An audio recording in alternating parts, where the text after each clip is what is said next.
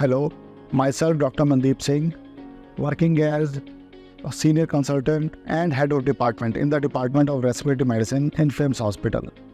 मैं FIMS Hospital में पिछले 8 सालों से काम कर रहा हूँ और आज हम बहुत ही इम्पोर्टेंट टॉपिक जो कि इस सीज़न के सबसे जो रेस्पिरेटरी इश्यूज़ है उसके बारे में डिस्कस करेंगे। And the name of the topic is common respiratory issues in spring season. इसमें सबसे पहला नंबर आता है एलर्जिक राइनाइटिस। एलर्जी से हम सब समझते हैं कि छींके आना, आँखों में खुजली होना या नाक का बंद होना या फिर नाक का बहना, जिसे को इंग्लिश में we can say like sneezing, running or stuffy nose or maybe itching in the eyes. So these are symptoms for allergic rhinitis. Now it is important why it is increasing in spring season. As we all know कि with spring season is a season of flowers.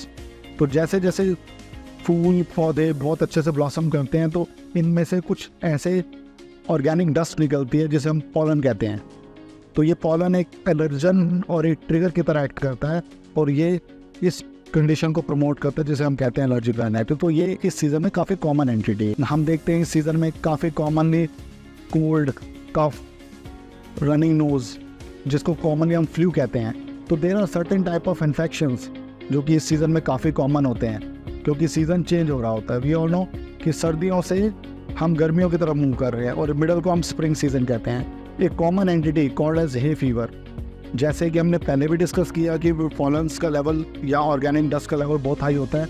तो ऐसी condition में सांस, खांसी, बलगम और या फेफड़ों में कंजेशन होना ये भी बहुत कॉमन बात है। तो इसको हे फीवर कहते हैं। ये भी सीज़न में देखा जाता है। तो ये कॉमन कंडीशंस हैं जो कि स्प्रिंग सीज़न में देखी जाती है। अब इससे बचाव के लिए क्या किया जाए? जैसे कि हमने डिस्कस किया, एलर्जिक राइनाइटिस बढ़ जाते हैं क्योंकि एलर्जन, पोलन या ऑर्गेनिक डस्ट का एक्सपोजर ज़्यादा रहता है। तो इससे प्रिवेंशन के लिए आउटडोर एक्टिविटीज़ को लिमिट करना इम्पॉर्टेंट है। विंडोज़ को क्लोज करके रखना ताकि अगर डस्ट है तो वह घर पे एंटर ना कर पाए। फ्लू जो हमने इन्फेक्शंस की बात की उसके लिए जैसे हमने कोविड के टाइम से सीखा है कि भाई हैंड हाइजीन और साथ में मास्क को अप्लाई करना ताकि एक पेशेंट को दूसरे पेशेंट को इन्फेक्शन ट्रांसमिट ना हो। तो इसको हम पर्सनल हाइजीन भी कहते हैं। और अगर सिम्टम्स आते हैं इसी इन बीमारियों जिनको हमने इल्यूमिनेट किया है तो डॉक्टर से कंसल्ट करना। तो ये कुछ पॉइंट्स हैं, अगर हम इनका ध्यान रखें तो हम जो रेस्पिरेटरी इश्यूज़ हैं इससे बचाव कर सकते हैं स्प्रिंग सीजन में। Thank you.